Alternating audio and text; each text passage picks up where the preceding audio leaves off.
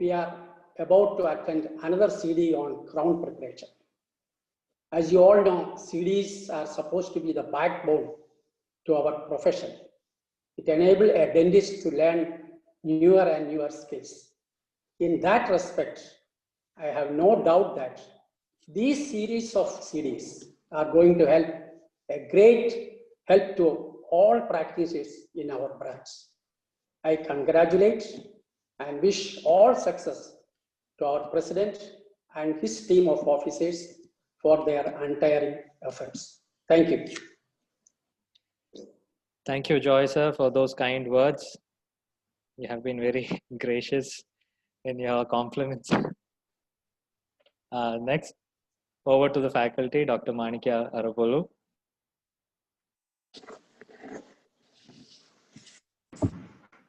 Thank you, Dr. Joy. Thank you, Dr. Unikrishnan. Just give me a moment while I share my screen.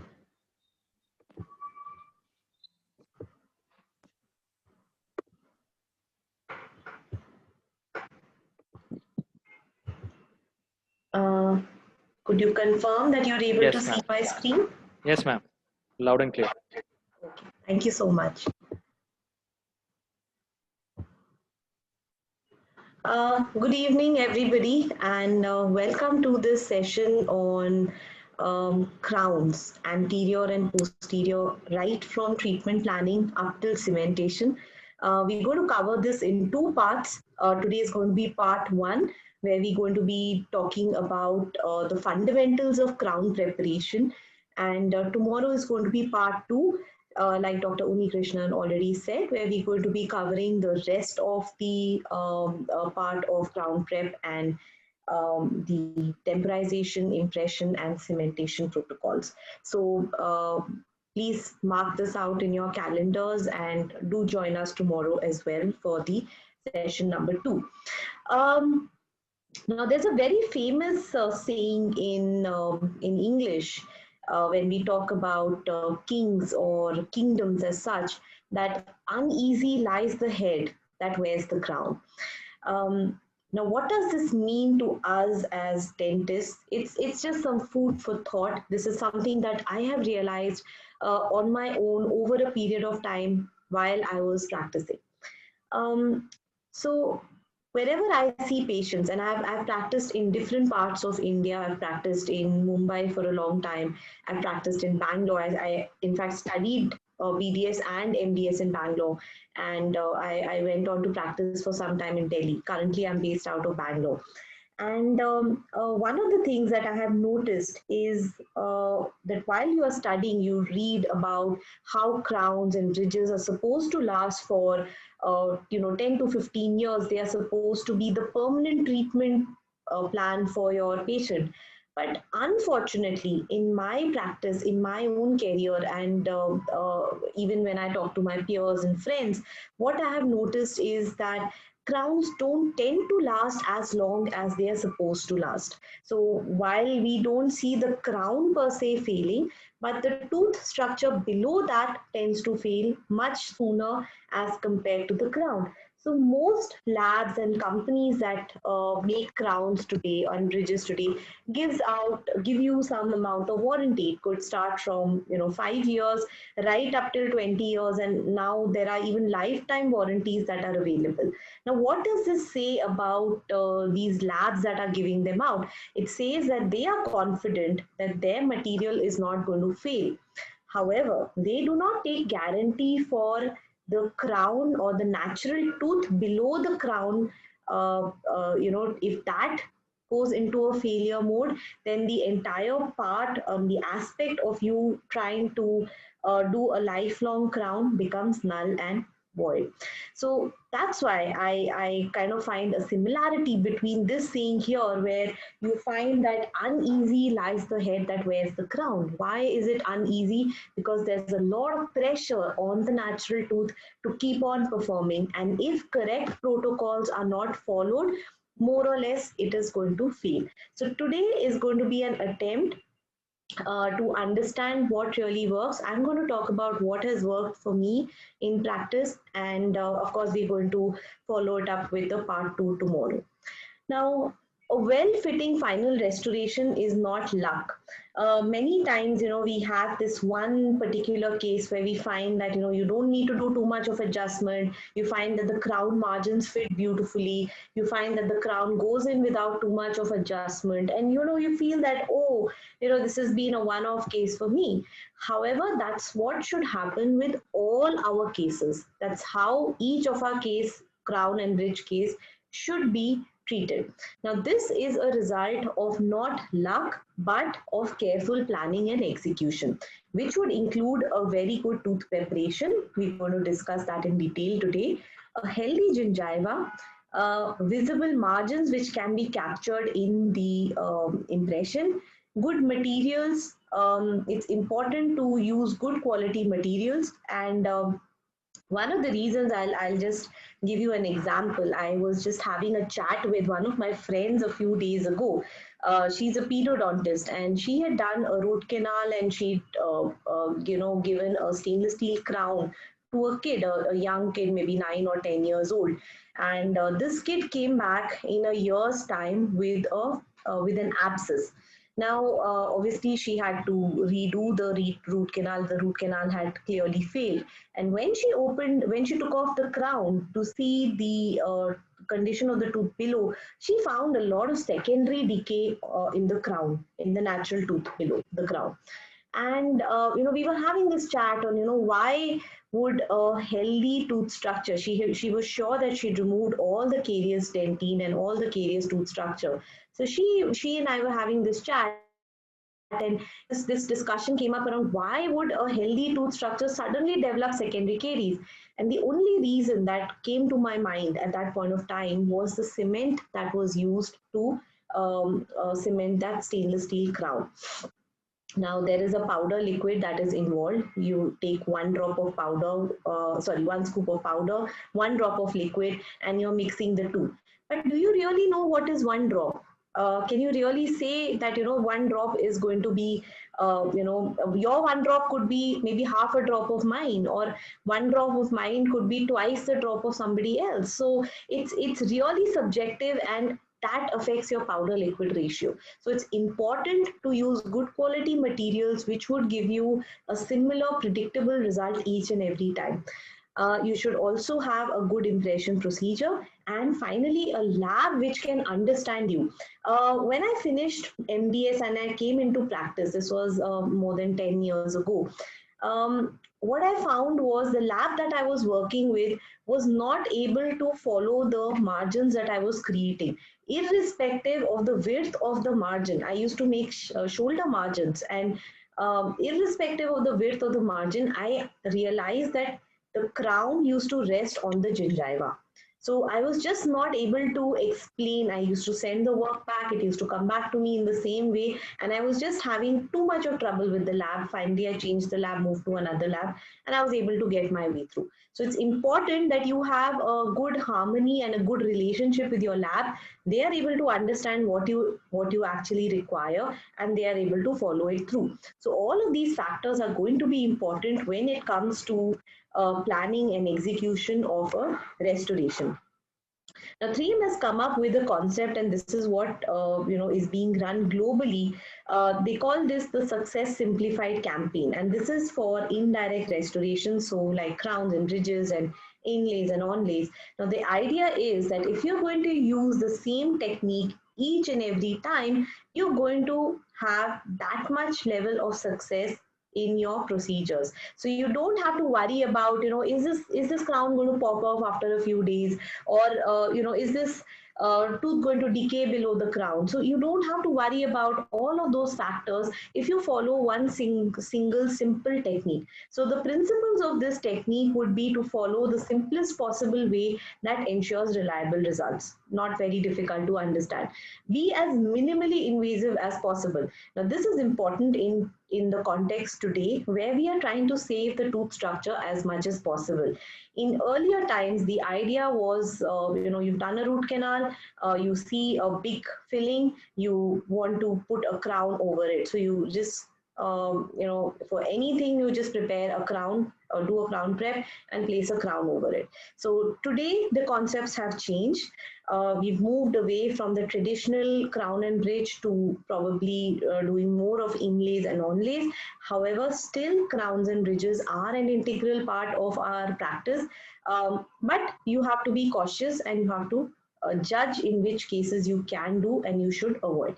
Also, another very important factor of Success Simplified is to ensure cost efficiency for both dentist and the patient. Um, Unfortunately, in India today, instead of the dental costs going higher, just like incomes and inflation, we find that people are not willing to pay for dental treatment. There's a lot of haggling that happens in dental clinics. I myself have experienced quite a lot of haggling, and what you don't want to do is compromise on the quality of the treatment that you're doing, because what you're going to do today is going to determine your reputation 25 to 30 years from now onwards. What we have in our practice is experience. We gain our fame and our remuneration on the experience that we have. So if we are able to give a good experience to our patients, so remember that those patients, their families and their children and their grandchildren would be your future patients. So keeping that in mind, I would just move ahead to the next part. Now we're going to be covering 7 different procedure steps. The first is going to be what material you should select for crown preparation. Do you do a post and core, or when should you decide to do a post and core? Then preparation design, that's what we're going to cover today. Tomorrow we're going to be covering from step 4, which is temporization, impression, cementation, and how do you maintain these restorations. Most of the times when restorations fail and patients come back with fractured teeth or fractured crowns and bridges, we kind of tell them that you've not really taken care, or you've not maintained hygiene, or why did you bite on this. And we tend to blame our patients, but somewhere we have to take this responsibility of maintenance. We do have to understand that every patient is not going to floss, every patient is not going to keep the area in the ideal possible condition. So keeping that in mind, we have to ensure that our restorations are going to should last at least 15 years plus. Now, what are the indications for crowns? Large previously placed restorations, probably failing restorations, where you feel that probably the tooth could fracture. That is when you would step in and do a crown prep. Cracked tooth syndrome, where the tooth has cracked. That's where you would like to cover it up and protect it. Worn out teeth, many a times we find elderly patients with all their teeth worn out, and these are ideal candidates for full mouth rehabilitations. Endodontically treated, heavily restored teeth. Now, not every endodontically treated tooth needs to be crowned. Posterior teeth especially, you need to do a cuspal coverage. It could be even an onlay or an overlay. If a lot of tooth structure is decayed and you don't have too much of tooth structure left, that's when you swoop in and you would do a crown. Whereas in the anterior, you would try to avoid crown preparations as much as possible. In case of broken cusps, also it may be a good idea to go in for a crown. Implant restorations definitely do require crowns. And when patients need aesthetic upgrading, that's again another reason where you would go in for crowns. So say you have very deep-seated fluorosis stains which will not be covered by veneers, or you cannot really mask the color, that's when you would go in for a crown prep. Now, what are the main challenges that you could face when you decide to do a crown prep for a particular patient? The first is the wide range of materials that are available to us. Now, you have everything ranging from a metal right to metal ceramic. Then you have all ceramic, and there's a whole wide range of materials that is there in all ceramic as well. So how do you decide what to choose? Does it only depend upon what is the affordability of the patient? A few years ago, I worked at a practice. I worked at a chain clinic, in fact, where the type of crown was decided on the pocket of the patient. It's not ethical, and there were a lot of failures that were coming because of this. The doctors used to decide beforehand itself that okay, this patient can afford, so I'm going to offer all ceramic zirconia crown. But when they started doing the crown prep, they suddenly realized that there was no space permitted for a zirconia crown, and then they would come down to a metal crown. So there was a lot of confusion going on. So the idea is to plan before, see what is possible, and then go ahead and treat the patient. So you need to make an individual choice for each and every patient, and there are a lot of parameters that you have to consider before you decide which material you should use. Now, in the clinical side, when you're looking into the patient's mouth, you need to check how much of tooth structure is remaining. You need to check whether the antagonist, so the tooth on the opposite or the upper or the lower side, is natural tooth or it is a crown tooth. The tooth position, whether it's an anterior tooth, whether it's a premolar or a molar, that is a big factor to decide which material you should be using. Bonding possibilities. Now, some of the materials gain strength and can be used on teeth only after they are bonded. So you also need to consider that bonding is a technique-specific procedure. Especially when you're bonding on dentine, that bond will degrade over a period of time, and eventually it will lead to a failure. So you have to consider that versus longevity of the tooth. Patients' aesthetic demands are obviously to be taken into concern, and functional aspects. Now, sometimes you may have a grossly decayed tooth where you don't have too much of crown height, and you have to place a really long crown over the tooth in order for it to reach the occlusal plane. Now, what happens when you start biting and the jaw is moving? It could be a premolar, for example, and your jaw is moving to one side. And if you don't go into a canine guided occlusion, if you go into a group function occlusion, you may put excessive pressure on that premolar crown, and that may eventually fracture. So again, a lot of thought needs to go into which materials you should be using. Now, when you come to the material aspect, you obviously need to take a look at the mechanical properties. You need to also take a look at what is the aesthetic value of that product. Try to use a material where you would require a minimum thickness, which means that you need to prepare the tooth structure less. Also do check the wear behavior of the material that you're going in for, and again the bonding possibilities. Now, what makes you decide? Of course, the first step would be the material selection. Now, it also depends upon the tooth position. Now, whether it's an anterior, premolar, or a molar. Now, this is followed by what are you going to place this crown on? Is it a natural tooth? Is there a core buildup, or is it an implant? Now, all of these are going to make a difference in the final cementation protocol. So, are you going to stick your crown to an implant abutment, or you're going to stick it to a core material, or it's a natural tooth? The bond strength is going to vary each and every time.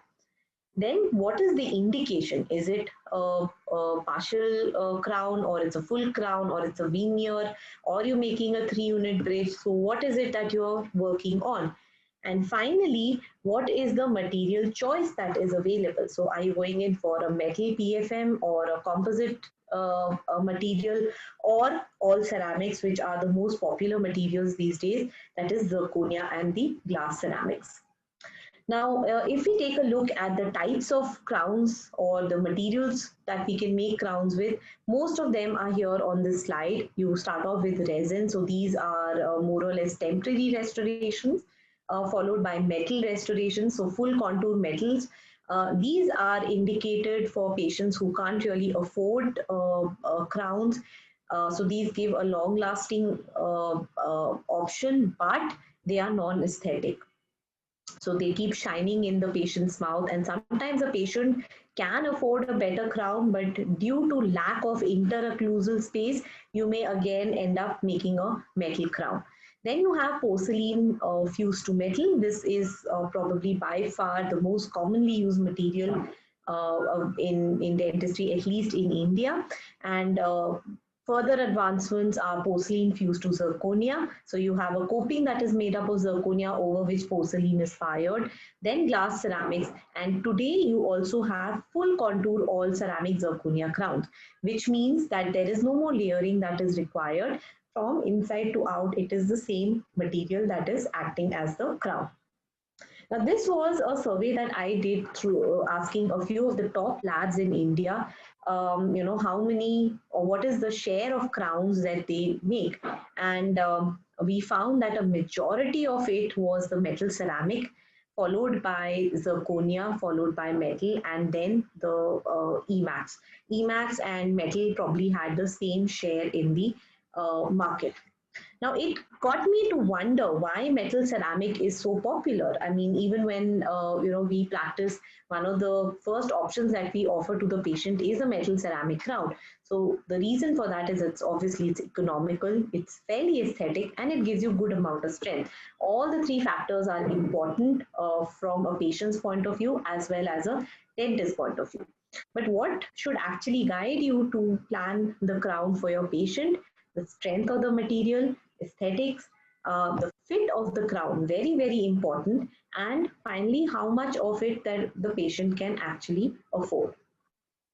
Now, what is the requirement for successful crowns? So based on literature, crowns need to be biocompatible. You should have a wide range of indications. So what do I mean by this? If you're using an all ceramic material, you should be able to use it for different indications. You shouldn't be having to change your protocol depending upon the situation or depending upon the kind of tooth that you're working on. Try to use a material which can work for all your indications without really changing your protocols. Conventional working methods. Now, this is very important for some doctors, especially younger doctors who don't really want to go in for bonded restorations, or they don't want to bond crowns to the teeth. Very recently, again, I was chatting with one of my friends, and she was asking me for an opinion on a particular case. And I told her she wanted to do a crown on it, and I said, why don't you try doing an onlay on this? And she had a prosthodontist who was coming in to do the treatment, and she said that she had asked the prosthodontist to do the onlay, and the doctor had told her that onlays are not really very successful. They get dislodged very quickly. So some people are not very comfortable doing the bonded restorations. So again, you should be using crowns which you can cement with your traditional GIC materials. Reliability and accurate fit is a big part of successful crowns, and long-term stability under masticatory forces. Now, when I say that you want your crowns to be lasting for 15 years plus, you also need to ensure that when you're making long span bridges, or suppose you have 4 implants and you've done an all on 4, and you've got so many teeth placed on 4 implants where there's a lot of cantilevering going on. You don't want those bridges to fracture. So you should have adequate strength to be able to withstand those masticatory forces. Now, when it comes to masticatory forces, I would like to jog your memory back to year 1 of BDS, where we read about what are the forces that are acting on different teeth. So in the incisor region, you have very low forces, which are about 89 to 111 newtons. In the canine region, it increases to 133 to 334 newtons. Premolars, it increases further. It's 220 to 445, and the maximum is in the molar region, which is ranging between 400 to 890 newtons. Now, why I showed you that is because the type of material you're going to select for your crown depends upon where you're going to place it. So obviously, now when I look at this chart here, I see that lithium disilicate has a strength of only 360 to 530 megapascals, which means that I cannot really place it in a posterior region where the strength requirement could go up to 800 to 1000 megapascals. So that's how I'm going to really decide which material I want to use in which part of the tooth. Also, take a look at what is the thickness of the material that is required. Now, the minimum thickness for a feldspathic ceramic or a lithium disilicate is well over 1 millimeter. It's almost 1.5 millimeters in both of these cases. Whereas take a look at some of these zirconias here, where you just need to prepare about 0.3, 0.5 up to 0.8 millimeters. Conventional cementation is possible in all of these, whereas lithium disilicate, you will have to bond it to the tooth in order to get this strength of 360 to 530. If you do not bond lithium disilicate crowns to the teeth, which means you're not adhesively bonding it to the tooth, you will not achieve this strength. So this strength is when you are using a resin cement to bond it. It also depends upon the pre-treatment of the material that you require. So when you're doing a lithium disilicate crown, you would require an acid etch with hydrofluoric acid, whereas for zirconia, you would need a sandblasting procedure, which is usually done by your lab itself. What is suggested for anteriors is probably a combination of either lithium disilicate or an aesthetic zirconia, which is the translucent cubic 5 yttria zirconia. I'm going to discuss this in detail a little further away. Now, when you look at the different indications, we find that when you're looking at single tooth restorations only, where the force or the strength required is at a minimum, we are going with the glass, ceramic or feldspathic options. When you're looking at anterior bridges, where you require aesthetics and a decent amount of strength, including premolars, that is where you would go in for lithium disilicate. But anything above that, when you're going in for towards the posterior side, 3-unit bridges, all indications, long span bridges, the way to go is towards zirconia. Now you have various types of zirconia, which has a similar cementing protocol, so you don't change much in your cementing protocol. All you need to do is inform your lab that this is what you would require. Now, as the strength goes up, the aesthetics tend to come down. That's what we tend to see in restorative dentistry. Now, when you look at full ceramic restorative options in the posterior region, you could go in with monolithic zirconia, or you could go in with lithium disilicate. But my material of choice here would be the monolithic zirconia. The reason being, we discussed about the strength that is required for lithium disilicate in the posterior and may not really match through. In the anterior region, you could use full contour aesthetic zirconia or lithium disilicate or veneered zirconia or even layered feldspathic ceramic. My material of choice would be either full contour aesthetic zirconia, lithium disilicate or veneered zirconia. Now all of these have to be used in different situations. If you have a discolored tooth, so you have a badly discolored non-vital tooth which you want to crown, lithium disilicate may not be the best option to do that because the tooth is discolored. Lithium disilicate is fairly translucent and the discoloration is going to show through. Similarly, you may not want to go with aesthetic zirconia, which is full contoured in this case, because again, translucency issues, you could start seeing the dark tooth below. So in this case, a veneered zirconia would be the material of choice. Another example could be a badly worn out dentition where you're looking for building up the tooth height slightly with crowns. Again, there doing a lithium disilicate restoration may not be a great idea because you're looking at as minimal a preparation as possible. There you could probably go in for a full contour aesthetic zirconia. So again, you need to judge which material you have to use according to the situation clinically. Now, I'm going to discuss a little bit about zirconia materials. Most of us know zirconia as a single material, but what we don't realize is that there's been an evolution of this material over a period of time based on the requirement of dentists and with research that is done. So earlier, 20 years ago, the zirconia that was available to us had great strength, but had very little amount of translucency. Then in 2009 came the second generation of zirconia where you had good strength, you had a good amount of translucency, and it could be used as a high strength full contour crown. So all those people who were not able to get crowns, aesthetic ceramic crowns in the posterior region due to lack of interocclusal space, suddenly found this option to go to. Then in 2014 came in the third generation of zirconia where the content of yttria was increased and the strength became lesser, but the translucency was increased further on. And these were the aesthetic full contour crowns, which we know as the lava aesthetic and similar brands that are available. In 2017 came the next version. This is not available in India as yet. These are chair side crowns. So whenever that comes in, where you could just create your crown on the chair side, fit it into the patient and send him away in the same appointment. So this gives you a good amount of strength as well as a good amount of translucency. So there has been an evolution, and it's important to understand which zirconia you could use in which situation.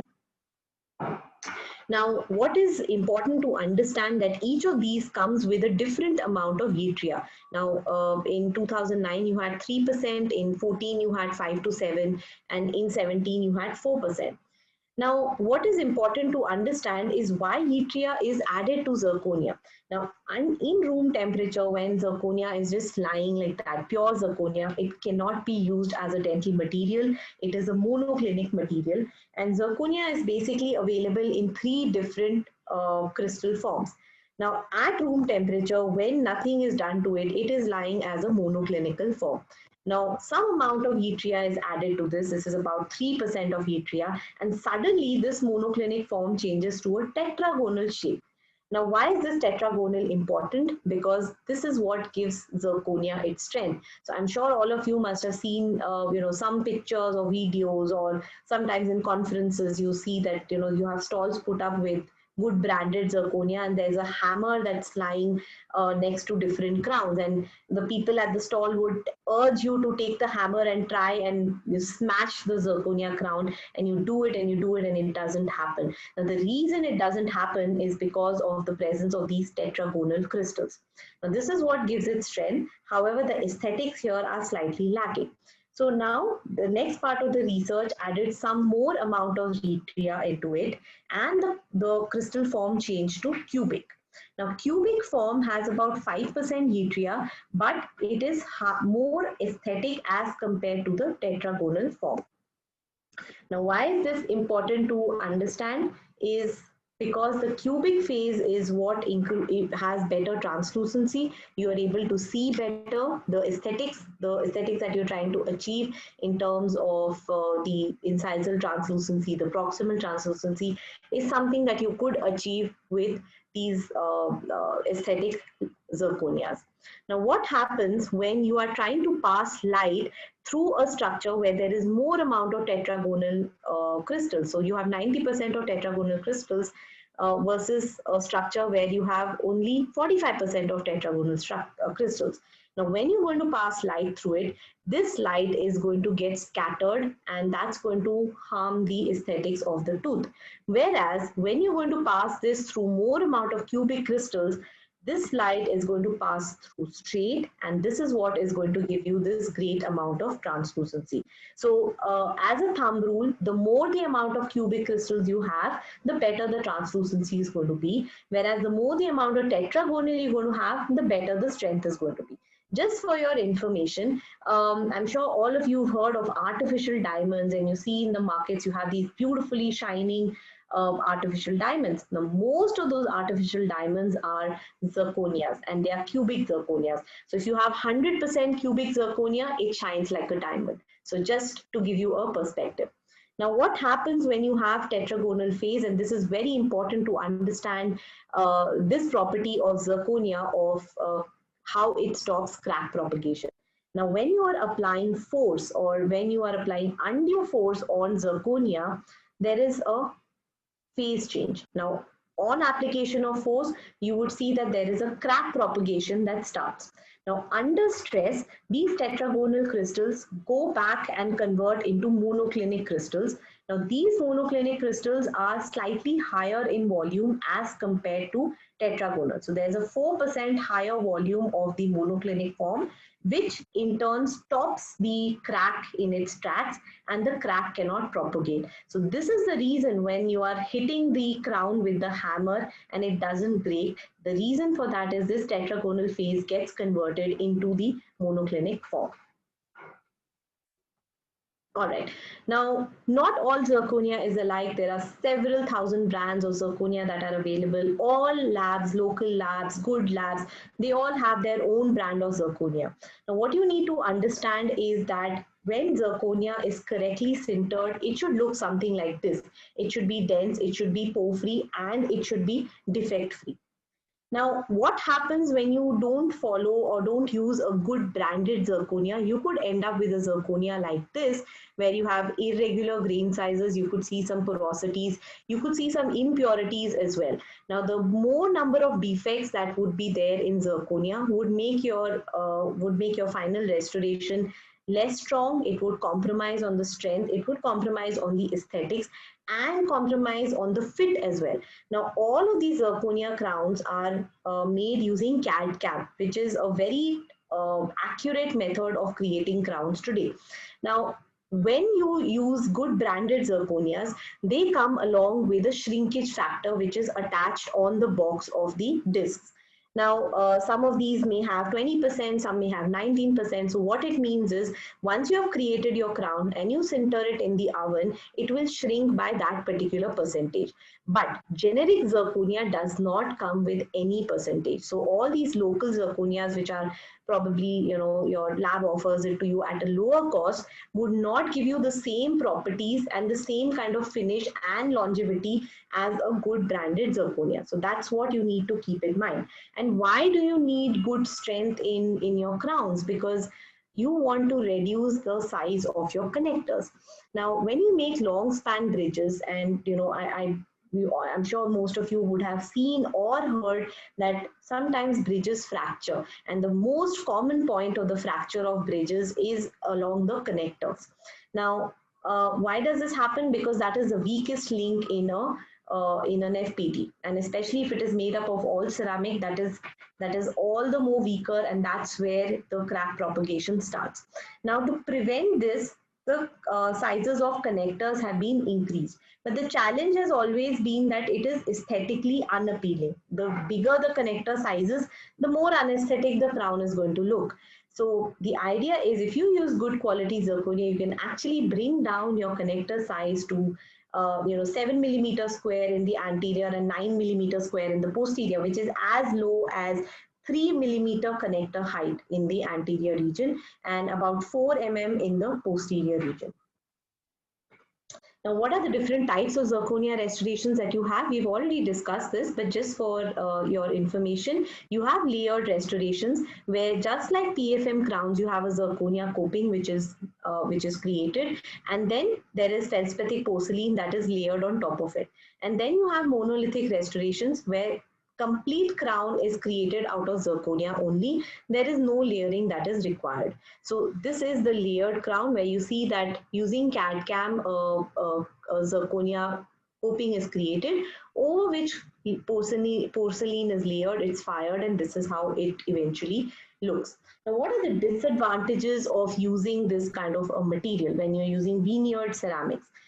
Just like PFM crowns, you find that the veneer tends to fracture, or the ceramic on top tends to chip off. And if it's an anterior case, you would have to go ahead and replace it. So this is some of the disadvantages that we see with veneered zirconia cases.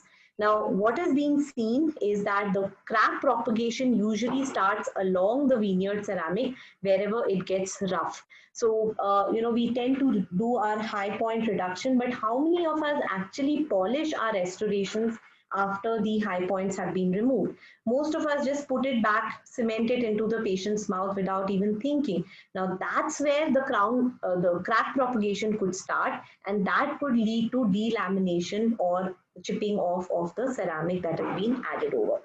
And this is the reason why monolithic restorations have been introduced. So from inside to out, from top to bottom, it's zirconia all the way.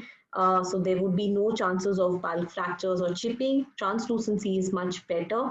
And also, when you look at the rate along the antagonist teeth, this zirconia, polished monolithic zirconia, would have the lowest wear rate against the enamel. Now, one of the challenges that I have faced, and I've been using monolithic zirconia for many, many years. In fact, I used to use the 3M lava monolithic zirconia probably about 8, 9 years ago. And one of the challenges that I faced in this case was that the moment you would have your high point reduction, you would see that the zirconia becomes opaque. So basically, the shade that was added, say it was an A2 or an A3 or an A4 shade that was added, was basically added using dyes, external dyes, or the glaze that was added on top, which was not permanent. So over a period of time, these zirconia restorations became done. Now they were used in posterior teeth, wherein the interocclusal space was very less, and that was obviously much better than using a metal restoration. It had a much better appearance. But the challenge has always been to make things better, have better aesthetics and better strength. So today's monolithic zirconia, has a built-in shade gradient, which means that the shade is already incorporated inside the disc. So all that you need to do is tell your technician that I want an A2. He's going to select an A2 disc and he's going to create a monolithic restoration, which is already going to be an inbuilt A2. He will just have to probably add a layer of glaze for a polish, but he would not have to add a glaze or a layer of color for achieving the final shade. And most of these zirconias also have fluorescence ability. So this is something novel that has come up to improve the aesthetics under natural light as well as under UV light. So this is how these fluorescent lava or zirconia crowns would look like. You would see that compared to a natural tooth, this would look exactly similar. Now, here are some examples. Now, if you look at restoration of a lateral and a central incisor, now we are talking of an anterior situation here, where there is a tooth involved, there is a veneer that is involved. So now this case has been restored using a veneer on the central incisor, whereas on the lateral incisor, it has been restored using layered zirconia. Now, if you look at restoration of a molar, hands down, I would advise to go in for monolithic zirconia. There is no reason why we should, go in for a more aesthetic crown or a more stronger crown. A monolithic zirconia would do the job, and you would have a well-fitting crown which would last you for several years. Now again, I come back to this chart to show you what is the minimum wall thickness that is required for the crown to survive. Now, when you look at the high strength zirconia, which is the 3% yttria zirconia, you would see that you just need a preparation of 0.3 to 0.5 mm based on whether you are in the anterior or the posterior. When you look at the 5 yttria percent, where you have more amount of cubic crystals and lesser amount of tetragonal crystals, then you would require slightly more preparation. So you would require your crown walls to be at least 0.8 mm thick. But when you come down to the more aesthetic crowns like the lithium disilicate and veneering porcelain, it comes down to a thickness of 1 to 2 millimeters. That's a lot of tooth structure that is going to be removed. And same as with porcelain fused to metal as well. So when you're looking at conserving tooth structure, when you're looking to reduce the amount of tooth that is removed, because the more the amount of tooth you're going to remove, the more you're going to weaken the tooth structure, and eventually the stability and the longevity of the crown per se is going to be questionable. So the lesser the tooth structure that is removed, that should become your material of choice. So the key messages when you are selecting the material should be that try to use a material which can help you to get a healthy tooth structure as much as possible, but taking care of the aesthetics. So now when you're looking at a dark non-vital tooth, it would not make sense to take a monolithic zirconia and do it in that case when you have to hide the underlying dark tooth structure. Now my next part is going to be, this is a very short portion, but it is on, how do you decide whether you need to do a post and core or not? Many a times there's a lot of confusion around do I do a post, do I not do a post? the simple mantra for this is whenever you are in a doubt, go ahead and do a post. But if you're looking for some more clarity on this, you decide that based on the number of walls that you have, as well as how much tooth structure you have supragingivally. So if you have greater than 2 millimeters of tooth structure, which is ideally important to achieve a good ferrule effect, and you have greater than one intact wall, it is considered a good prognosis, and you can go in for either an endo crown or a regular crown. It is when the number of intact walls is lesser than one, that is where you get a doubt. And if your periodontal condition is good, you can go in for a fiber post and restore the tooth. However, when you find that the tooth structure is less than 2 millimeters, we don't consider the number of intact walls here, because according to us, all the walls are completely gone. But the perio condition is good. You could go in for a surgical crown lengthening or an ortho extrusion, and then do either a fiber post and core, or you could do a metal cast post and core. So this is how you decide. One of the tips that I follow to decide, because most of the times you have to tell the patient before you start the root canal, how much he would have to pay. So what I do is I imagine in my mind how this tooth is going to look after crown prep.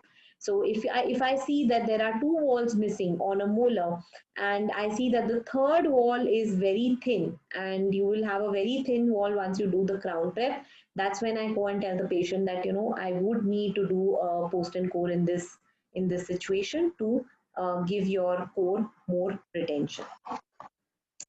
So is a post needed? Now, if I look at this picture on the right, this picture here, ideally, I see that there is a lot of caries, it's embedded. Ideally, I would like to extract this tooth. I would not take a chance, going in. However, if I find that there is healthy tooth structure, and you find that the root is healthy, you find that the root canal that has been done is well and it's lasted long enough, that's when you could go and take a chance, and you could do a crown lengthening, remove all the carious tooth structure, and then build up a core. Now let's go to the preparation design, which is the step number 3, which is the actual procedure that you need to carry out in order to do your restorations. Now, how do you determine the most appropriate design for a crown preparation? So the basic fundamental is that you avoid substantial loss of hard tissue. You would try to select the most conservative form of tooth preparation. So what you do is you would try to choose the material that would allow you to have the best of strength, the best of aesthetics, with the least amount of tooth preparation that is required. Now, if you want to achieve anterior crown preps like the one on this picture here, where you could see a beautiful finish line, you can see, healthy gingiva, you can see that the crown prep has parallel walls, there's not too much of a taper. We're going to follow these steps a little ahead.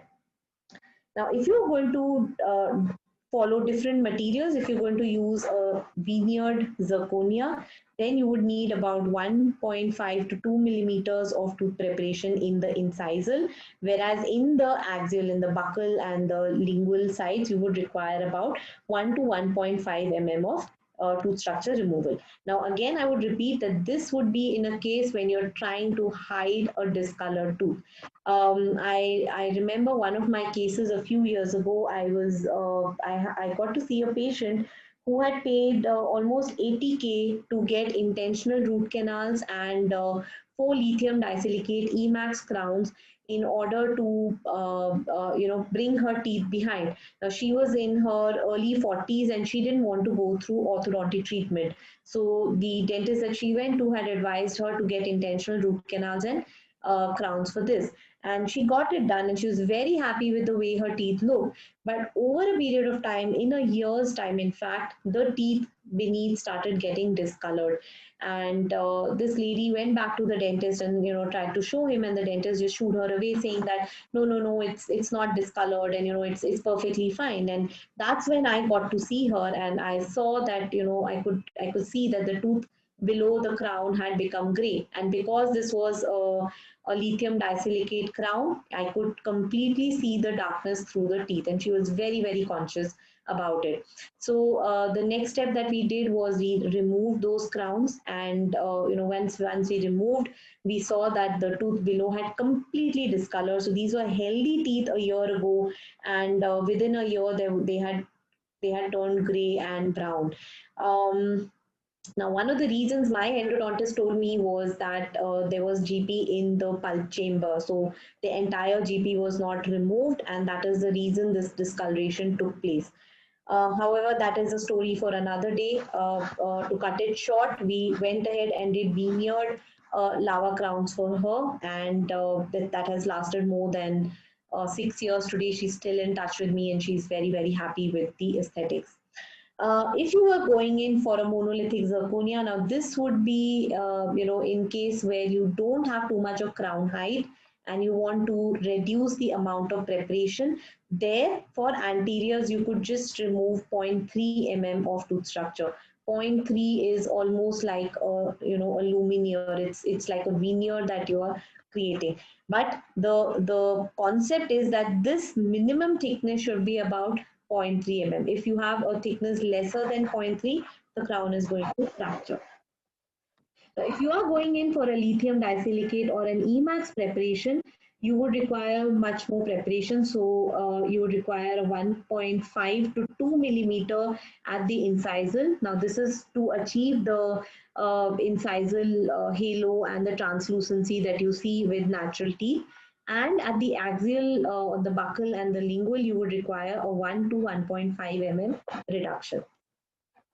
And if you're going in for an aesthetic zirconia, like a lava aesthetic zirconia, where you have more amount of cubic crystals, there you would require a minimum thickness of 0.8. Now, if I have to choose between an Emax crown and a lava aesthetic zirconia, my material of choice would be the lava aesthetic. The reason being that I get a similar amount of aesthetics, just a little the Emax is slightly better than the lava aesthetics, but I do get more advantage of strength as well as conventional cementation with lavas, whereas with the Emax, I have to bond it to the teeth, and the strength is also much lesser.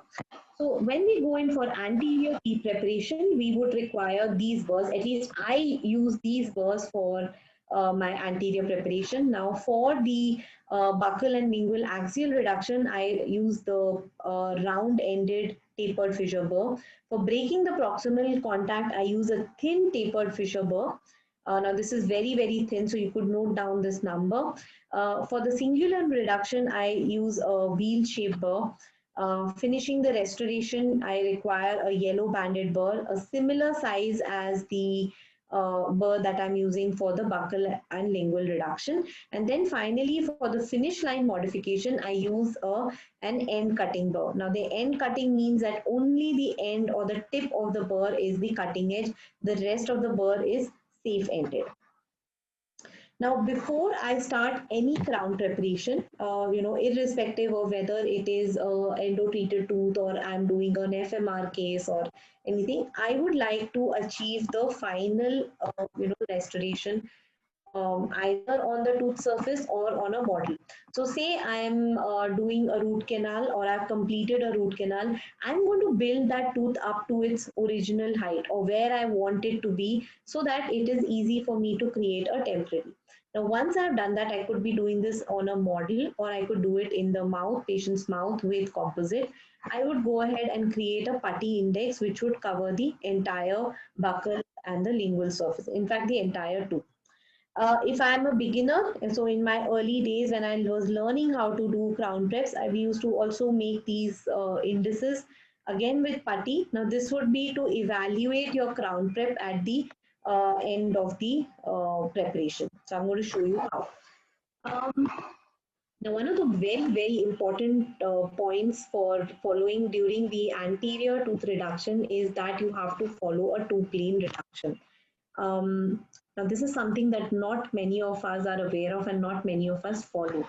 Now, by two-plane reduction, I mean that your burr has to be angled in two different directions while you are preparing the facial surface of the tooth. If you don't do that, if you follow the same pattern as the cervical part of the tooth, you're going to have very little ceramic to build up. The thickness of your ceramic is going to be too less to be able to withstand strength, and you may actually find your crown fracturing at this end. On the other hand, if you follow the incisal plane, and you are using this right up till the cervical, you would end up removing too much of tooth structure, and you could have an intentional pulpal exposure as well. So it's very, very important to keep in mind that the two plane reduction is followed. Now, ideally, what I do is usually I try to see where the tooth is turning, and I try to keep my burr along that direction and do it. But if you're not able to make out what is happening, you could divide your tooth into half and half, and you could have the cervical half in one direction and the incisal half in the other direction. Now, this is important for you to achieve strength on your crown as well as good aesthetics. If you don't follow this, you're going to end up with very, very bulky crowns, or you could end up with a pulpal exposure. Now, if you are a beginner, you would like to start off making guiding grooves. This gives you an idea of how deep you need to go or how much of tooth reduction is required. So I learned my crown preparation during MDS days, and I remember my first few crown preparations, I was just not able to control the aerotor, and I ended up removing a lot of tooth structure. In fact, even in my final exam, I ended up removing a lot of tooth structure. Thankfully, I didn't expose the pulp, but that's something that happens when you are not really having an idea of how much you need to remove. So it would be a good idea to use your burr as a mark for a guiding groove. You could place 3 guiding grooves in the center of the tooth. Now, this is again according to the two plane reduction. So you're going to place cervical grooves based on the cervical path, and you're going to place incisal grooves based on the incisal path. Now, once you've done that, you go ahead and do the incisal reduction. Now, why is it important to do the incisal reduction at this point of time? Because your two plane reduction is going to be according to the final incisal position. You don't want to finish the two plane reduction and then go and chop off the incisal edge, and then having to repeat the two plane reduction, which would end up removing too much of the tooth structure. So after you've made your buccal grooves, please go ahead and remove the incisal tooth structure. So depending upon which material you are using, you take that call. Next, you go in and remove the tooth structure between those grooves that you have created. So you're going to plane it out in the two planes, with the two planes itself. You're going to follow the two plane reduction. So you're going to end up with a picture something like this, where you would be able to see two wings which are projecting from the proximal areas, and you would have a significant amount of tooth structure that you have removed from the buccal as well as the incisal area of the tooth. Now, next, what you're going to do is you're going to use the thin tapered fissure burr, and you're going to start sawing at the interproximal edge. Now, this is a very, very tricky part of crown preparation, because most of us don't really get a hang of it, and we end up nicking the adjacent tooth. And once it is nicked, we feel that it's okay. Let's just leave it, and the crown is anyways going to come. But what happens to the tooth which is in the proximity of your crown, where there has been a nick? That's where plaque starts developing, and within no time you will see that the patient comes back to you either with a cavity or another root canal. So to avoid that, what I do is I will leave a little bit of tooth structure in the proximal, and I'm going to saw through the tooth while keeping that tooth structure intact. Now, once I have done that, I will go ahead and remove that wing of enamel. I'm going to actually show this to you in a video a little ahead. I'm going to remove that wing of enamel using an instrument, and that's when I can go in towards the palatal or the lingual side of the tooth. Now, once I've done that, once I've done this on both the sides, I've got rid of the interproximal tooth structure. The next thing I'm going to do is use my wheel burr and I'm going to reduce the cingulum. Now, this is again something that's very, very tricky. So you have to be cautious. You usually end up removing too much of tooth structure. So you just probably need to have 2 or 3 strokes of this burr in order to be able to achieve your amount of reduction. Once that is done, then using the same tapered fissure burr, you're going to do the axial reduction on the lingual side as well. So now you've completed the buccal, the interproximal, and you're connecting it to the lingual side as well. Finally, for finishing, you're going to use a yellow band burr and you're going to try and smoothen out all the sharp edges. So invariably, we see that you have these sharp edges here, which could be areas of stress concentration. So something that you would like to get rid of. Also, you use the end cutting burr in order to smoothen out your finish line. Now, this is an important step. Now, what happens? Very carefully, just take a look at this picture on the right. What you can see is that this surface is not very smooth. Now, this is all enamel and some of it is unsupported enamel. Now, if you don't get rid of this unsupported enamel, once your crown comes in under load, that enamel is going to fracture, and this is where your micro leakage and your secondary caries could start. In fact, it could affect your aesthetics as well if it's an anterior tooth. So important to use this burr in order to smoothen out your finish line. And then we go back and use those putty indices for evaluating the preparation. So this is how your anterior preparation for an all ceramic crown should look like. This is an all ceramic either for a veneered lava crown, that's a zirconia crown, or it could be for an Emax lithium disilicate crown. Now, some of the cases that have been done, now this was a case where there were metal ceramic crowns that were placed. You can see that it's looking very, very opaque. There is, it looks very unlifelike. It looks very, very artificial. And once they were removed, the preparations were slightly modified. And this is being replaced with lava crowns. Lava is the 3M brand of zirconia crowns. This is being replaced with lava, and just look at the aesthetics that you are able to achieve on the anteriors and look at the emergence profile. That's what I want you to see. It looks like the crown is emerging from the gums instead of it looking bulky like it's lying on top of the gum. So this is the difference you could bring about in your aesthetics. Now this was an FPD case, 3-unit FPD. Now this is the zirconia coping that's being created, and this is followed up by the layering of the feldspathic porcelain over it, and this is how it finally looks like. So again, aesthetics are fantastic. It looks like the crown is coming out from the tooth itself. Another one case, now this is being done with the aesthetic lava zirconia. So here you can see that there is very minimal amount of preparation that is being done.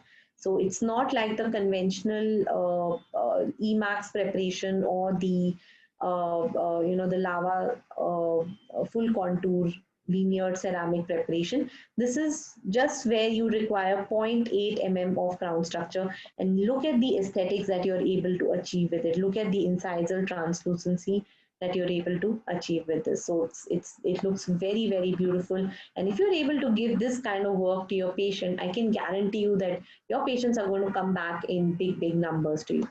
Another one case, this was a metal ceramic, very bulky looking, not at all aesthetic. This was again converted into lava aesthetic. And just look at the emergence profile of these crowns. You cannot really make out that these are crowns. And this was my first reaction when I first did a lava crown in my practice, maybe sometime in 2012, and I was amazed at the aesthetics that the lava was able to bring out. Now, going into the posterior crown preparation, now I'm going to start off with the metal ceramic first. Just give you the heads up on what is required if you are going in for a metal ceramic for a posterior tooth. So in the buccal, you would require about 1.5 mm of tooth reduction. where you want to keep the taper quite low. So here it talks of a 3-degree taper. So we maintain it between 3 to 5 degree, which is almost parallel. So you're going to almost have walls which are parallel to each other. You're not trying to create a hill here. The idea is to have good amount of retention and resistance from the tooth structure as well, so that you are going to limit your dependence on the cementing agent. So to do that, try to keep your walls as parallel as possible. Now this is also going to follow the two-plane reduction system. So you're going to have two planes in the buccal region, not in the palatal. Now on the lingual side, for a metal ceramic, you have a lesser amount of reduction. You have about 0.5 to 1 mm of reduction. But if you're looking at a maxillary crown, if it's a maxillary molar or a premolar crown, the palatal cusps would be the functional cusp. So you would be giving a functional cusp bevel for extra strength. If it's a mandibular crown, a molar or a premolar, you would be giving a buccal cusp bevel, again for better strength. On the occlusal surface, you would have about a 1.5 mm of reduction, 1.5 to 2 mm actually of reduction, so that you have a good amount of ceramic that you could add over the metal. Now that's important because you want to mask the underlying metal. So this is, somewhat a preparation for a posterior tooth. I'm going to go over this in slightly more detail. Now, when you are looking at monolithic zirconia restorations, now like I told you in the beginning, this is my material for choice for posterior restorations, or this is the first option that I give out to my patients. I go down to metal ceramic only if they are not interested in the lava monolithic restoration. Now you have strength and aesthetics that you're able to meet with this.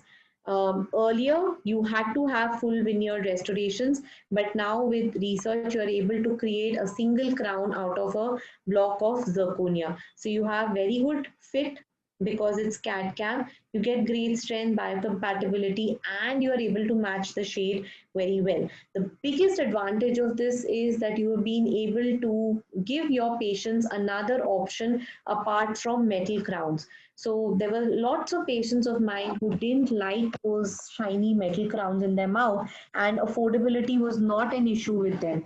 But because there was no other material that was available, they had to go in for metal crowns. Imagine doing an FMR case, and because of lack of space, you end up giving metal crowns. So not a very good idea. Now, this is suitable for use in patients with bruxism, and it replaces the need for metal ceramic, full metal restorations, as well as ceramic facing restorations. So we do ceramic facing restorations where again the interocclusal height is reduced. So all of this can be done away with when you use these lava monolithic restorations. So in posterior, all you need is a reduction of only about 0.5 mm. Not reduction, I would say the thickness of the wall of the crown should be about 0.5 mm in all the surfaces. Now, what is the armamentarium that you require for a posterior tooth reduction? You need a short tapered fissure rounded end burr. I use the TR62C. This is the same proximal thin tapered fissure burr as I use for the anteriors. I use an FO32, which is a flame shaped burr for occlusal reduction, because I want to recreate the cuspal form of the tooth. I don't leave a plateau on the surface of the tooth. I recreate the cusps while I'm preparing the tooth. For finishing, I would use a TF12F. You could also go in for a yellow band burr. And again, for finish line modification, I rely on the end cutting burr. Now, for the buccal reduction, I start off with the short shank burr. Now, what I want you to understand is that this short shank burr will actually cover the entire surface of the tooth, and that's the reason why you're using a short shank and not a long shank burr. What happens if you use the same burr as your anterior tooth on the posterior tooth? Now, that is the reason why you would end up with a much more tapered preparation, as as what you require. So again, in your posteriors, you want to reduce the taper as much as possible. You want to keep your walls as parallel as possible, and for that 3 degrees to 5 degrees of taper, it's better to use a short shank tapered fissure burr. Now you're going to go over the buccal area first. You're going to do the buccal reduction. So you move from one end to the other without going into the interproximal region. Now once you have done that, now I'm doing this on this picture here with a micromotor. However, in your practice, you would be doing it with an air rotor. So it is much, much faster. Now once you have done that, you can see that there is a very minimal amount of tooth structure that I have removed. It is more or less the convexity of the tooth that has been removed. And then I'm evaluating the buccal reduction. And why am I evaluating it? For undercuts. So when I look at it from the occlusal view, what I want to see is the finish line or the cervical part of the tooth. If I'm not able to see the cervical part of the tooth, it means that there is an undercut here and I would need to prepare slightly more. Now, I have not yet touched the interproximal area here. This is just the buccal surface of the tooth that is being prepared. Now next I'm going to repeat the same thing with the same burr on the lingual or the palatal side. So I go from one end to the other. I'm not cutting through the proximal edge at this point of time, just doing a lingual reduction. And once I have done that, I'm going to evaluate it again to check whether there is any undercut. Now what happens if we have left undercuts on our crown preparation? When our technicians are going to create these crowns, they could be doing it with the lost wax technique in case of metal ceramic, or they could be doing it with the CAD-CAM in case of zirconia and lithium disilicate crowns. If you have left an undercut in the crown preparation, your technician will have to actually take a burr and run it through the intaglio surface of the crown in order for the crown to fit into the onto the tooth. So what does that do to your fit? It's going to spoil the fit of your crown. You've done so much on getting a good impression, on doing a good retraction and all of that, and all of that goes waste if you have left an undercut on your tooth. So it's important to evaluate your tooth preparation from different angles to be able to see the finish line clearly. So that's what you're going to try and look at. Now the next part is going to be around the proximal reduction. So this is what I was talking about. This is going to be followed up by a video. So if you're not able to understand, it's okay. You will be able to see it on the video as well. Now here, what you're going to do is you're going to use your tapered fissure burr. And if you are able to make out, there is a little bit of tooth structure that is left aside. And I'm just creating a notch in the proximal side on one side. And I'm going to do that on the buccal as well as the palatal side of the tooth. And I'm using this burr in a sawing action, in a saw-like motion. And once I have done that, you can see this lisp of enamel that is present on the side of the tooth. So basically, I have cut through the tooth, leaving about 0.5 mm of enamel on the side. Now, why have I done that? Because it has kept my adjacent tooth safe. I have not nicked my adjacent tooth. So this is what I do to give that safety to my adjacent teeth. And once I have this this lisp of enamel, all I need to do is use an instrument to break it off. Now on natural enamel, the moment you put an instrument and you just flick it, this enamel is going to break away. And you're going to have a preparation where you've done one side proximal preparation. It will look something like this. The next is proximal reduction on the other side. Now this is slightly tricky because on the previous slide, now if I go back to this picture here, the premolar to molar contact has a very small contact area. So this preparation, this sawing motion is quite easy. Whereas when you're doing this on a molar to molar contact, this is a much wider contact. So here you have to be more careful, and the same motion, the same saw-like motion has to be followed, but for a much longer time. So you have to ensure that you are patient enough and you don't cut through this lisp of enamel. So again, you see that there is a lisp of enamel that is created, which you're going to remove, flick it away with an instrument. And then you're going to do the occlusal reduction. Now, like I said, I'm going to follow the cuspal form of the tooth. So I'm creating grooves. I have not yet started the occlusal reduction. So I can still see the cusps present on the tooth. So I'm going to take a burr and I'm going to just follow the cuspal forms.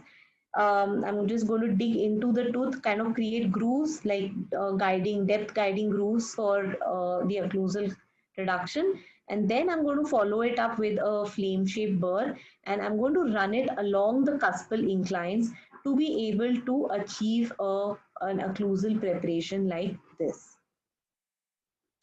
And this is how my final preparation is going to look like. So if you see, I'm able to see my finish line very, very clearly. So this means that I've been able to remove the undercut. I've been able to break the contact on both the sides. It's important to break the contact to be able to develop a new contact when you're creating the crown. Also, the occlusal is following the occlusal shape of the natural tooth. Now, just a few clinical cases here. Now, this is an example of a monolithic restoration, which is done in very, very little interocclusal space. Now, take a look at this. This crown, this bridge was removed, and just look at how much of interocclusal space is there. Ideally, I would want to go and reduce a little more of this tooth structure to get a little more space. However, I'm going to compromise on the height of the tooth. Now, if I want to have a long lasting restoration, I should have at least a 4 mm of crown height. If I'm able to get that 4 mm of crown height with a material where you don't require too much of crown prep, that would become my material of choice. And here I've done it with monolithic zirconia and I have cemented it to make it look exactly like a natural tooth. Now, another case, two gold crowns have been changed with the monolithic zirconia crowns. Now, this is monolithic lava in an aesthetic posterior zone. So, this is a premolar. When the patient is smiling, you are able to see. Just look at the beauty of the emergence profile. All the the shade effects have been recreated. They have recreated the fluorosis stains on the tooth, and you just cannot make out that this is a crown. And this is the kind of work that we want to do and we aspire to do. Another case with two premolars, again, just look at the beauty of these two crowns. Look at the aesthetics. You can see the incisal halo, just it's matching the adjacent natural teeth. This was a metal ceramic crown, and we needed to replace it because you can see that the metal has been exposed. The ceramic has chipped off, something which happens very, very often, in our practices. And the reason for this sometimes could be lab error because the lab doesn't, reduce the height of the metal to 0.5 mm. So your ceramic thickness is less and this tends to chip off. Or sometimes when you are got a lot of high points and you end up removing a lot of ceramic, you can come down with this kind of a situation. Another tip for all of you, over a period of time I have understood that using a crown remover may be far more detrimental to the natural tooth as I had understood or imagined earlier.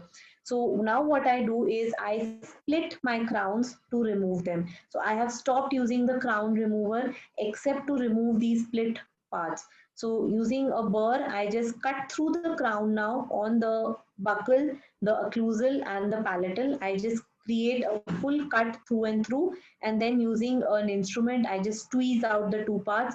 If it is not coming out, I would use a crown remover to just pull out these two parts. It's far more comfortable for the patient and much less traumatic to the gingiva as well. And the chances of you fracturing the tooth when you're applying so much of force also become minimal. So here this case was again done using monolithic lava restoration. Now I'm going to share this video. This video is in two parts. I'm going to start playing it. This is going to show you how posterior crown preparation needs to be done. Please bear with me. This was done, recorded sorry, this was recorded using a micromotor, so it's slightly long. However, in the interest of time, I recorded it and edited it. So I'm just keeping all the important bits, and I'm going to be talking while we are playing this video. Okay, so on this model, this is a typhodont model, and I am going to be preparing the tooth number 6 here. So before I do that, I just wanted to remind you of making a putty index. So irrespective of whether you're working on an anterior or a posterior tooth, please create a putty index to be able to give your patients a temporary crown. I don't want to get into that today because that is for tomorrow, and why you should be doing a temporary crown. I'm going to talk to you in detail about this tomorrow. So, but before you start off, ensure that you have built up the tooth anterior or posterior to the original height. If that's not possible, get it done by a lab, and then you make a putty index of that. So here I have taken a very minimal amount. It's not even 1 scoop of material. I'm mixing the base and the catalyst. Ensure that there are no streaks, and I prefer to use a sectional tray for creating this putty index. What I find is when I use a full arch tray, it's very difficult to position the tray back into the mouth. So for me, this sectional tray works very well, and I have stuck to using it for several years now. So I've just applied the putty on the tray, placed it onto the teeth, and now we'll just wait for it to set for some time. In the meanwhile, I'll just introduce you to the burrs once again. So this is the short shank, the tapered fissure burr. This is what is going to be used for the axial reduction.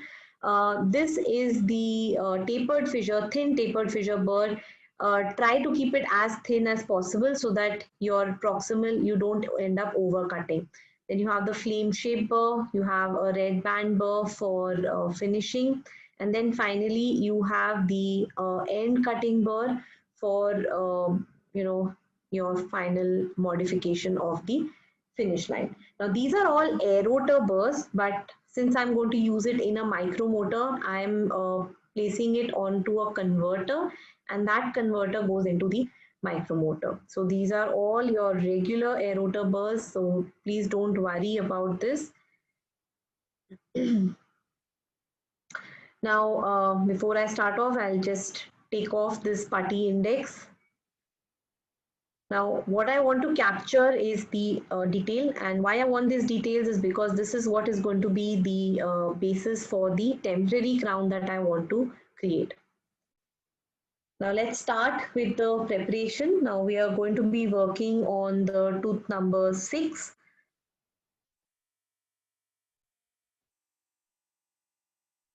Okay, so please watch carefully how the burr is being moved. So it is being moved from one end to the other. I'm not going over the proximal at all, or I'm not trying to cut through the proximal at this stage. Now you can see that this is a short burr. If I use a longer burr here, I would end up creating a much bigger taper, which I'm not interested in. Also, please note the position of my fingers. 3 of my fingers are gripping the handpiece, whereas 2 fingers are acting as finger rest. So if you, I don't know if you could make this out, but I'm taking a 2-finger rest in order to be able to control the micromotor or the aeroter. So on with the micromotor, it obviously takes much longer as compared to the aeroter. So here we go. We are doing the buckle preparation.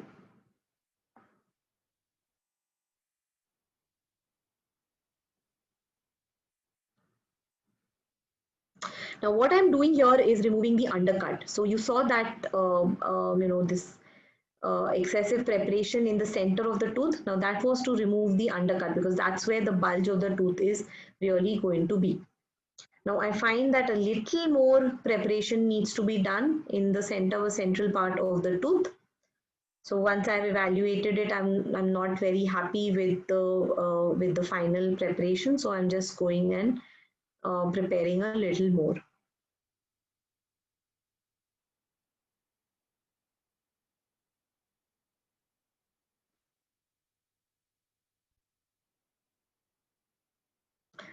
Please note that I'm also working on the finish line while I'm working with this burr. So I am trying to create a finish line while I'm preparing the buccal and the palatal surfaces.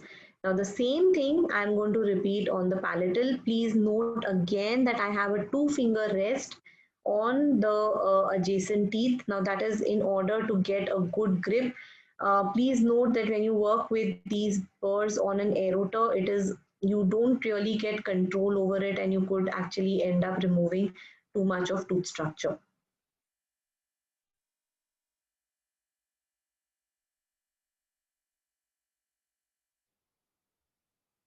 Now again, you put a little more pressure towards the center of the tooth, because that is where you're going to have the bulge, and that bulge needs to be flattened out. So that's where you're going to be focusing to remove the undercut.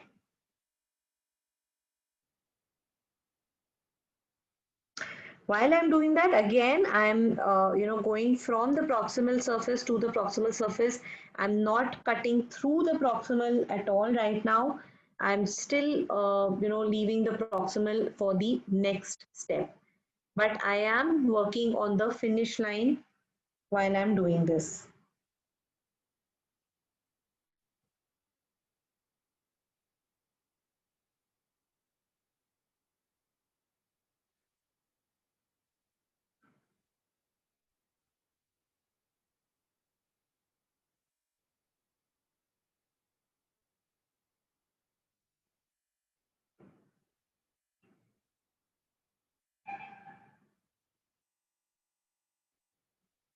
Okay, now it's time to evaluate the buccal and the lingual preparation.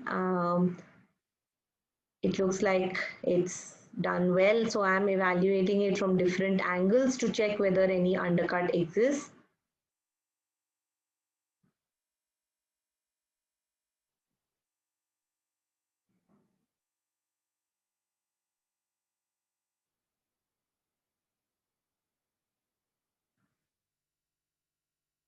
Next is the proximal surface. So I'm using the thin tapered fissure burr, and now please note how I am leaving a little bit of tooth structure on the side, and I am slicing through the tooth. Again, ensure that you're keeping a good finger rest on a solid piece of tooth or the bone while you are doing this, because you tend to lose control. The same thing is repeated on the lingual side. So the idea is to create a through and through um, uh, you know cut. Now, what happens if you are only trying to do it from the buccal surface? What happens if you don't try to join it from the lingual surface? You may actually go and remove too much on the lingual surface. So in order to have control on the amount of tooth structure that you're removing, you need to work on it both on the buccal as well as the palatal aspect. So this is the premolar to molar contact, which is a small thin contact. So this is going to come off very quickly.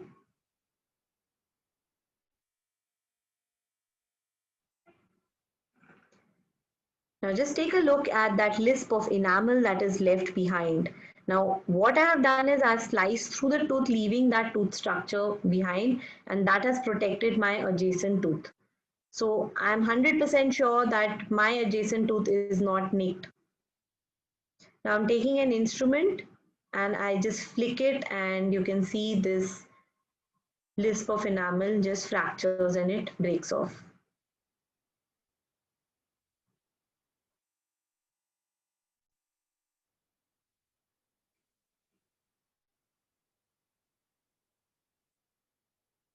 Okay, so this is how it will appear after you have removed the proximal enamel.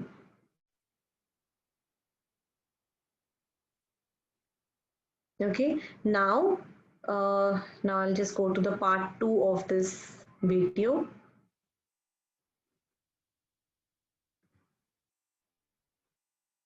Okay. So now in part 2 of the video, we are going to work around the proximal surface between molar to molar, which is a much wider contact. So again, we use the same thin tapered fissure burr. Now here, you don't really have to worry about the taper because there is a good amount of convexity which you want to get rid of. So you know, the burr taper will not have much of an effect on the parallelism of your walls in the proximal aspect. So again, you're going to go both through the buccal as well as the lingual tooth structure or the palatal tooth structure. Now this is going to take a little bit longer than the you know, the molar to premolar contact, because this contact here is wider. So we're doing the same thing from the buccal and the palatal side.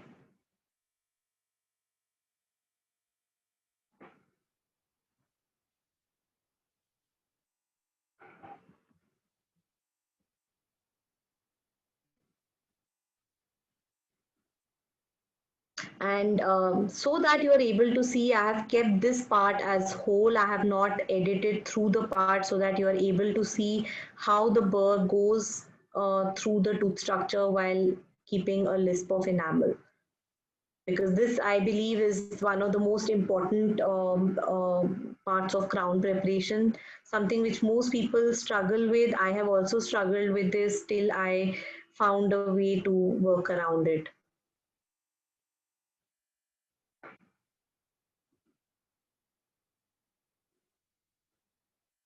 So again, you go in from both the directions, both buccal as well as the palatal, so that you are able to meet midway and you don't end up changing your direction. If you only try doing it from one direction, the chances are that you will, from the buccal, you may go too much into the palatal side, or if you're doing it from the palatal, you may go too much in towards the buccal, which may end up removing too much of tooth structure. So in order to have a good amount of control, you would want to connect it both from the buccal as well as the palatal aspect. Now here you can see that it's almost done.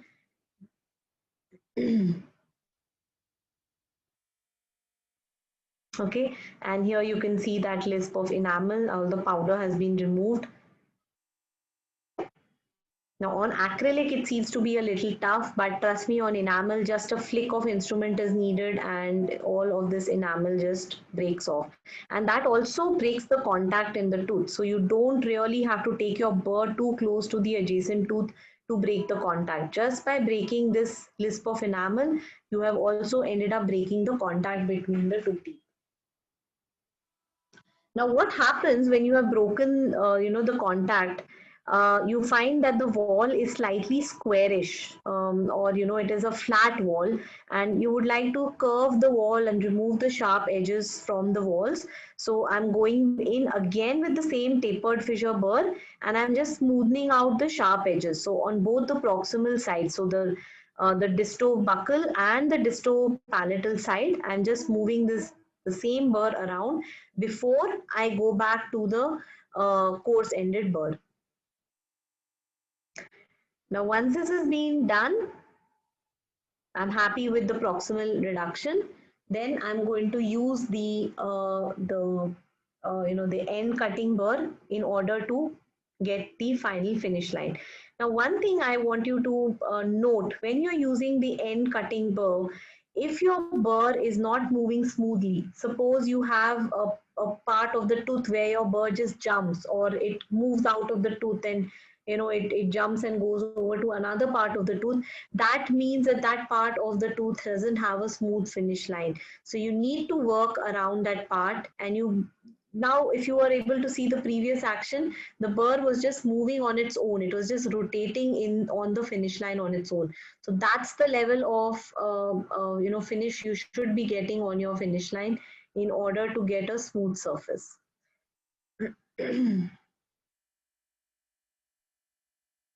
Okay, so I'm using the red band here for finishing of the axial walls, and this is in order to kind of smoothen out the sharp edges.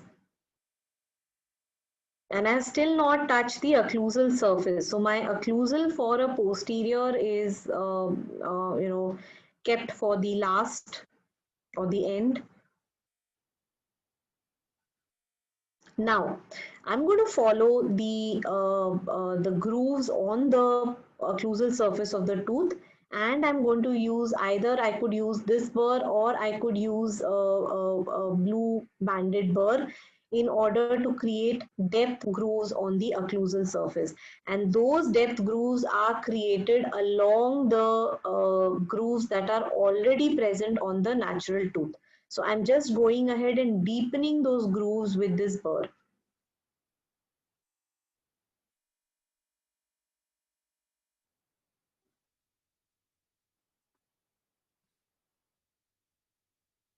So both all across the tooth, I just go and give these depth cuts. Now that depends upon how much of tooth structure I want to remove in the occlusal. So sometimes when I am not very sure of the depth of this burr, I take a wax gauge and I just measure the diameter of the burr, and that gives me an idea of how much depth is going to be of in the occlusal surface. Now you can see that I have created these depth grooves and just going ahead and deepening them slightly depending upon the amount of tooth structure removal that is required.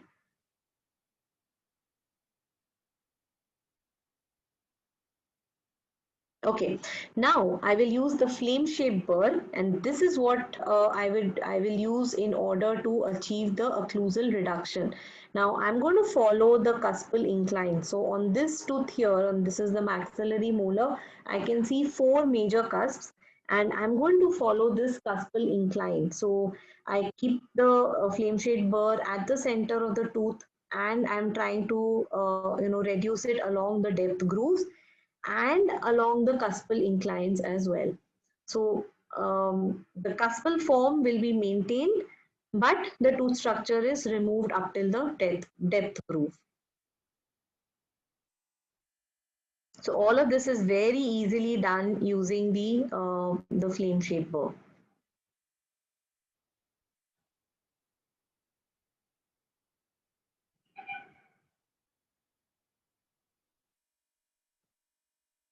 Now I'm also doing the two plane reduction on the buccal surface. Now if you note, I did not do it earlier. I had just maintained the cervical path. Now when I'm doing the occlusal reduction, I'm also doing the buccal reduction or the two plane reduction on the buccal cusp.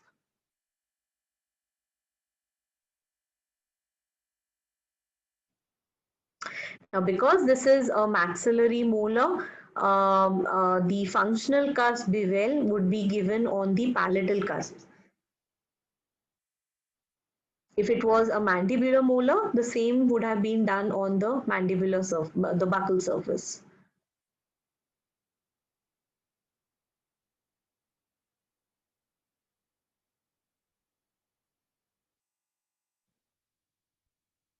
So just look at the occlusal form that is developing now. You will be able to see how beautifully the cuspal form is being followed.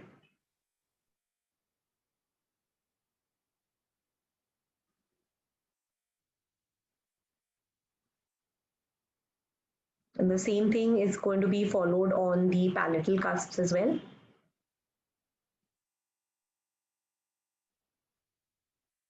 Follow the shape of the cusp.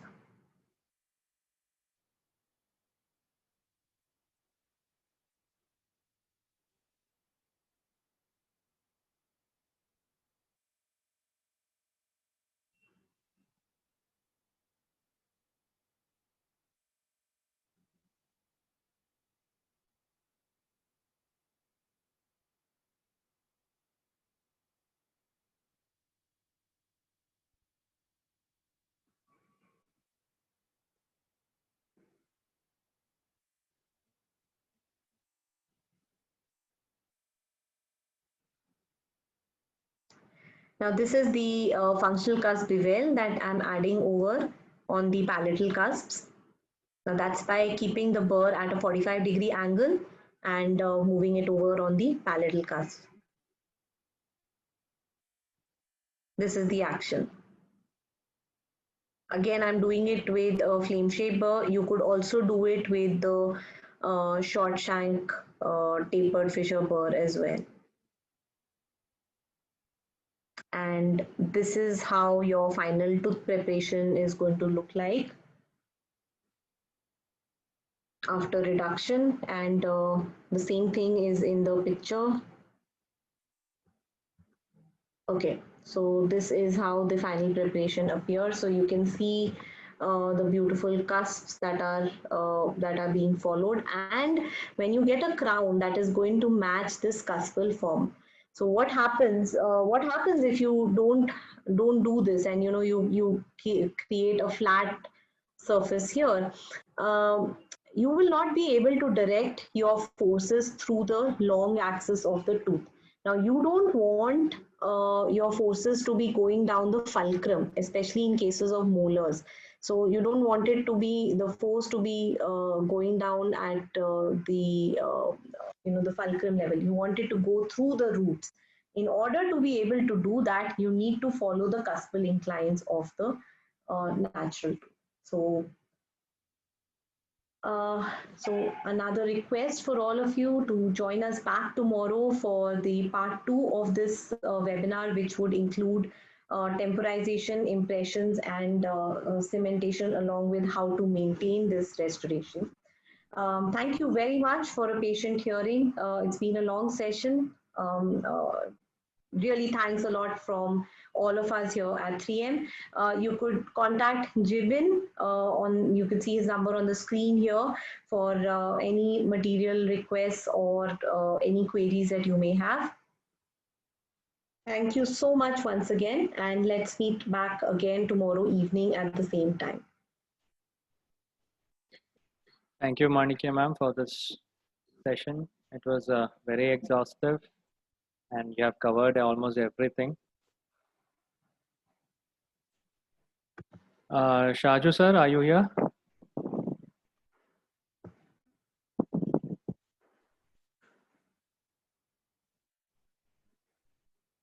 Hello.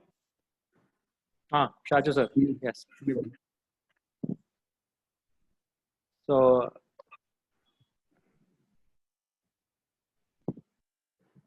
this is just a small interval. Tomorrow, please do come back for tomorrow's session. There will be a continuing session. Shaju sir, do you want to say a few words? No, nothing. You can do it tomorrow. Okay. Doubts, everything will come tomorrow only. No? Yes. Okay. All Anyone part. has any doubts today on the preparation bit? We could take up some questions today itself. Okay. Okay. Any of the members who have joined today, any doubts?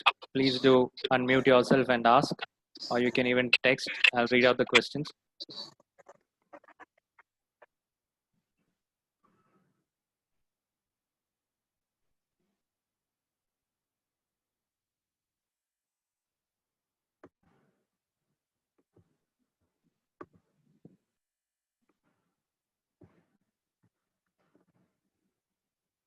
We have had almost over. Once I saw we had around 50 participants. At least we had around 45, 40 throughout the session. Okay. It was a very good one, ma'am. You have covered almost everything. So tomorrow will be even more exciting. Tomorrow, we're going to go through the impression and the cementation bit, which is again a challenging thing for most people. So we're going to cover all the cementation, whether you want to do an Emax, you want to do a veneer, what do you do for that? So we'll try to cover all of that tomorrow evening. Okay. I think since there are no questions, it's already. Yeah, I had a few questions about that veneer cement, 3M veneer cement. I guess I'll ask tomorrow after the session. Yeah. Okay, okay. So doctor, there is a feedback link that we would like to share. We would like the participants' feedback so that if there's anything, we can probably try to avoid that tomorrow. So I would, request everybody to just take 5 minutes to fill this up and send it back to us. I'm just sharing it in the chat box now. Yeah, there it is. So please, requesting all the participants to please give us this feedback. It's important for us to continuously improve ourselves. Sure, ma'am. I'll take care of that. I'll forward it to the WhatsApp groups also. I hope you'll get. Yeah.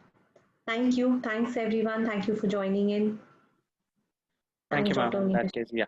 Thank you. Thanks. We'll see you tomorrow. Bye-bye. Good night. Bye-bye. See you tomorrow. Bye-bye.